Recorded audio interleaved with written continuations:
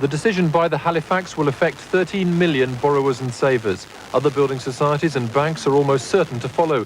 It may be some relief to home buyers that the 1% rate rise was not as much as some had predicted. With the strength of the society's position, we can minimise the cost to borrowers, and we feel sure we can hold a 1% rate in the current circumstances. Today, the pound took a hammering in the currency markets, indicating a thumbs down for Mr. Lawson. There are now fears that interest rates will have to go up again to persuade foreign investors to buy sterling rather than German marks. In May 1988, interest rates were 7.5%, and the pound rising against the Deutschmark. But then the pound came under pressure because of rising inflation and a mounting trade gap. Interest rates went up to 9%. The pound continued to be shaky, and rates kept rising to 10%, then 12 and 13 by last November. That pushed sterling up, peaking at 3 Deutschmarks 27 in February. Then it started to slide. Even a further rate rise last May couldn't halt it. By the beginning of this month, the pound was down to 3 Deutschmarks. Last week, rates were pushed up to 15%. The pound steadied, but today started plunging. Mr. Lawson doesn't want the pound to fall because that increases the cost of imported goods and pushes up inflation. But there's little he can do without raising interest rates during the party conference. The risk now is recession and inflation. Back home again, the Northern Territory government's accused Lindy and Michael Chamberlain of serious discrepancies in their compensation claim for wrongful conviction over the death of their daughter Azaria. The Chamberlains want $5.5 million, but Territory Attorney General Darryl Manzi says he'll take the claim no further until they provide him with a detailed statement of their financial position.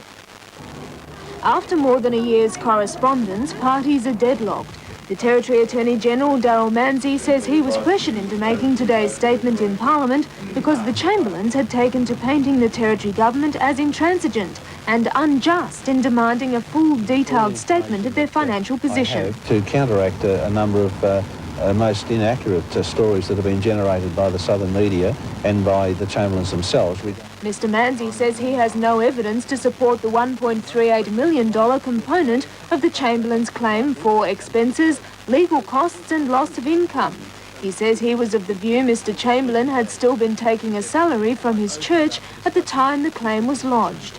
Mr. Manzi says the Territory government funded the $6 million Mauling Royal Commission and Australian Legal Aid earlier inquests, the trial and various appeals for the Chamberlains. Public donations also offset legal costs. But it's the $4 million claimed by the Chamberlains to help them become an independent and rehabilitated family unit that is proving the biggest hurdle. Mr. Manzi is questioning the Crown's liability. He says Justice Mauling found the Crown was not responsible for the Chamberlains' wrongful convictions. He says precedents have awarded amounts to people wrongly convicted, but in the hundreds of thousands of dollars only. Former Sydney Police Superintendent Harry Blackburn, accused of being a serial rapist, is tonight considering legal action for compensation after confirmation that all charges against him will be dropped. Blackburn was arrested last July and accused of 10 separate sex attacks in Sydney's southern suburbs. But as our legal roundsman Danny Blyde reports, the case will be dropped formally tomorrow. 59-year-old Harry the Hat Blackburn is today a relieved but bitter man. Just 3 months ago, the former police superintendent was arrested and accused of being Sydney's notorious kilted rapist. Amid a blaze of publicity, senior police accused their former colleague of a series of violent sex attacks spanning 20 years. But now it seems they were disastrously wrong. New South Wales Director of Public Prosecutions Reg Blanche QC has confirmed he'll be dropping all 25 charges because he says there's no substantial evidence. Indeed, we've been told the only evidence police do have now points unmistakably to Harry Blackburn's innocence. The results of blood tests, which the police initially said were a key part of their case, now apparently show that 2 of the women raped could not have been attacked by the former superintendent. The rapist in those cases had a different blood group. Police Commissioner John Avery and Police Minister Ted Pickering both played roles in the investigation. Today they refused to comment. Lynn Blackburn said she never doubted her husband's innocence, but the accusations had been devastating. They acted with integrity, apparently, and these were hand-picked professional investigators. I feel very bitter towards them. Harry Blackburn says he's mystified at his treatment, but claims he could have been the victim of a vendetta. vendetta of hatred. And how far do you go when you're carrying that sort of hatred around? Late today, Blackburn was with his lawyers considering the question of compensation. He's due in Sydney's Central Local Court tomorrow, when all the rape, abduction and assault charges will be withdrawn. The Queensland Government has stepped up its AIDS prevention campaign, targeting Aboriginal and Islander communities. The initial focus of the campaign is Palm Island off the North Queensland coast. But as Lynette Keep reports, Palm Islanders deny they've got an AIDS problem. The Queensland Government will spend $1.5 million in an AIDS policy for Palm Island in the next 2 years. The package will provide for an education program, free condoms and more health workers. Among the island's population of 3,000, the Health Department has identified 7 HIV-positive residents, an infection rate far greater than in mainland white communities. Despite the state government's concern, island residents are not alarmed. We don't panic about things like that. Most people do. I mean, they're looking years down the track. They're looking for cures. They're looking for everything. We're just looking at having a peaceful life and, you know, living and dying as we come and go. Palm Island Council has undertaken its own education program, but remains unconvinced it faces a serious health problem. It's not as bad as what the media makes out to be. 7 infected out of 3,000, you don't consider that bad? Not really, compared to the white community. The Queensland Government says it will continue to target isolated Aboriginal and Islander communities in its AIDS prevention campaign. A quick look now at other news from around the country. The immigration debate's taken a new turn, with environmentalists claiming the country already has enough people. Australians for an ecologically stable population say immigration must be reviewed to stop severe depletion of the nation's resources. The State Bank of Victoria has suffered a record loss of almost $197 million, largely due to the Tri-Continental crash and the National Safety Council's debts. And the Democrats want a Senate inquiry into the government's planned Social Security crackdown on de facto relationships, claiming it would cause trauma and hardship for innocent sole parents and children. Overseas again now, and first to our near north, where the Pope is on a pilgrimage to the world's largest Muslim country. Today, about 150,000 people saw him celebrate Mass in southern Java, a region with a strong tradition of Buddhism and Hinduism, as well as Islam. Earlier, there was a service in the capital, Jakarta, as John Mills reports. It was a wet start, with workers wiping the tarmac ready for the traditional papal kiss. There are 5 million Catholics in Indonesia. As in the rest of Asia, the number is growing. In town, the sun was shining as President Suharto greeted the pontiff. Suharto has kept religion out of politics. The state ideology, Pancasila, or 5 principles, stresses belief in one God, social justice and national unity. At Jakarta's stadium, the 69-year-old Pope appeared weary. This is his 40th overseas tour.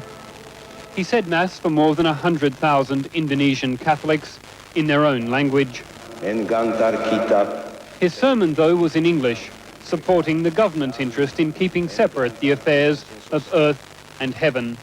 Jesus said, "Render to Caesar the things that are Caesar's, and to God the things that are God's." But mixing politics and religion is a constant part of the Pope's mission. On this trip, he'll visit East Timor, providing a de facto recognition of Indonesia's annexation of the province 14 years ago. This newspaper headline betrayed the government's hopes for the visit. Benny Madani is Indonesia's most senior Catholic and was directly involved in the Timor takeover. He has decided to go to East Timor, and I hope that this is read and interpreted in the way as it should be. Indonesia wants the Timor issue put to rest and hopes John Paul's healing touch will do the job. To the changing face of Europe now, and after the mass exodus of thousands of East Germans to the west, even larger numbers are now taking to the streets calling for greater political freedoms. But the response from hardline Communist Party chief Erich Honecker continues to be riot police and random detention. In East Berlin, for the 3rd night running, uniformed and plainclothes police clashed with protesters. as the political ferment continues. But the biggest demonstration, some reports say involving up to 70,000 people, was in Leipzig. There are no pictures because the authorities have banned Western correspondence. On East German television, however, Erich Honecker made a none too subtle point by appearing with the Chinese Deputy Prime Minister. To underline his message, Honecker compared the unrest in his country with China's pro-democracy uprising. And as in China, he said, any attempt to undermine his brand of communism would fail. Much of East Berlin has again been sealed off as the authorities ponder what to do next. Honecker can't expect any assistance from the Soviet Union. As Mikhail Gorbachev made it clear during his visit, the problem will have to be solved in Berlin, not in Moscow. These protesters are a much greater challenge to Honecker's position than the refugees, because they're not defectors. They want to stay in East Germany, but with fewer restrictions and a greater say in their future. In a country that prides itself on discipline and stability, however, this is more than Honecker is prepared to give. By contrast, Hungary's former communist leaders have taken another decisive step towards surrendering power by giving up control of their private armies and handing over much of their property. Their decision follows their formation of the Socialist Party and moves towards free elections. The man who more than anyone was behind burying old-style communism in Hungary, Imre Posgai, said that for the post of party president, his vote went to Rezső Nyers, the elder statesman of the reform wing. Posgai himself didn't stand for the job because he's got his sights set on even higher things, the presidency of Hungary. That's likely to become a far more powerful post. The new president will guide Hungary through multi-party elections due early next year. Before then, hardline communists may set up a rival party. Yes, it looks that way. I hope they decide correctly and found their own party. It's legally possible for them to do so in today's political climate. They should set themselves apart from those who are progressive, those who are bold enough to undertake renewal and reform. The first concrete moves towards founding a party proud of its communism have been made by arch-conservative Robert Hrabanski. He's called on all his supporters to refuse to sign up for the new Hungarian Socialist Party inspired by Imre Posgai. It could lead to a bitter wrangle over the wealth the communists have accumulated over the past 40 years. In recent days, Hungary's growing opposition parties have been putting on the pressure, and they're relishing a fight between two wings of the old ruling party. In the United States, environmentalists worried about nuclear material aboard the space shuttle Atlantis are going to court to prevent its launch on Thursday. Opponents of the shuttle say Atlantis is carrying enough radioactive plutonium to rival the Chernobyl disaster. Members of the Florida Coalition for Peace and Justice today sprayed their message with make-believe plutonium. This group and two others have filed a lawsuit which could delay or halt Thursday's launch. Arguments are to be heard tomorrow in the Federal District Court in Washington. Plutonium is the issue. It's the power source for a small spacecraft now in Atlantis' cargo bay. The probe, called Galileo, is to go on a study mission to Jupiter.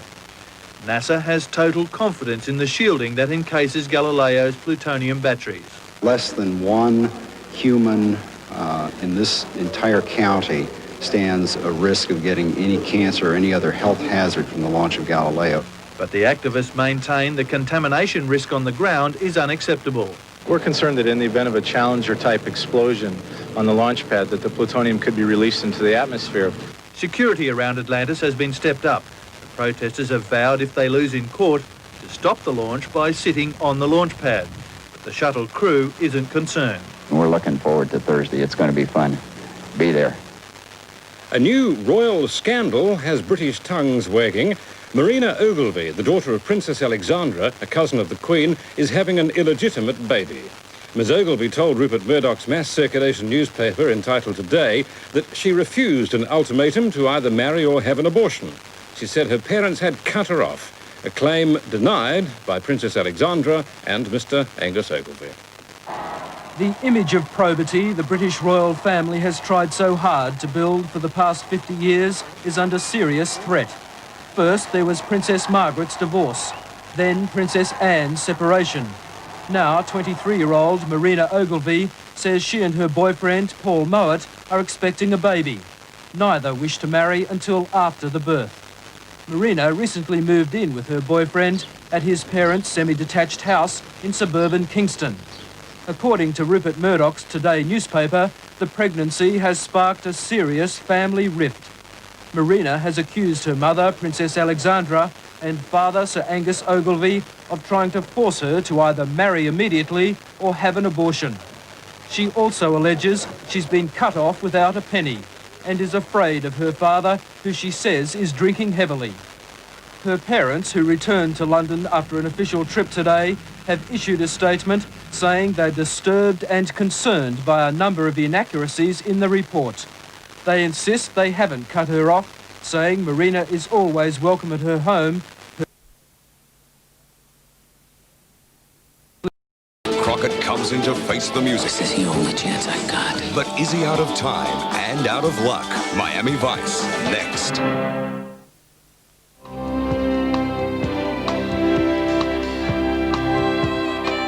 For the best in Saturday night viewing, join us from 6:30 when Richard Stubbs hosts all the trivia and fun of the great TV game show.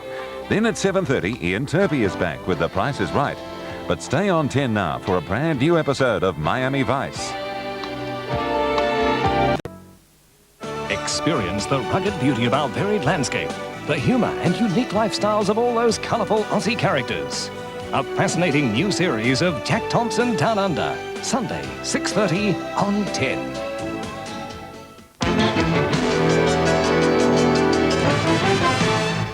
Hello again. More than $15 million will be spent on oil and gas exploration in South Australia over the next 5 years. The state government says the wells will be drilled in the southeast and 3 new licences have been issued to explore the Otway Basin, similar geologically to other oil-bearing areas.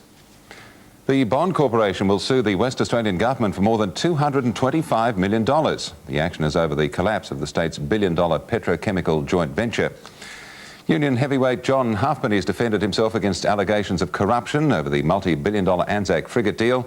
He says reports of improper dealings with the owner of the successful tenderer are completely untrue, and he denies any dishonest dealings with anyone else. He says he deeply regrets that his estranged wife made a series of untrue allegations against him. He claims the couple is involved in a bitter property dispute.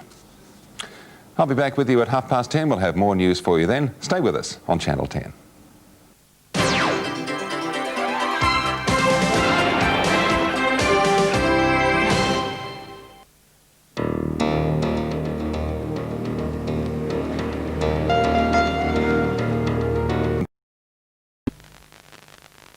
Tonight, angry mobs on the rampage in Papua New Guinea with unbelievable scenes of looting. And we'll show you just how much damage vandals caused to a local supermarket in only 10 minutes. Next on A Current Affair, the magazine that sets out to reshape our thinking on the ideal woman. These women are not meant to be thin. They just immediately think because you're overweight, you overeat and you're a pig, which is not always the case. A Current Affair, tonight, 6:30, following National 9 News at 6.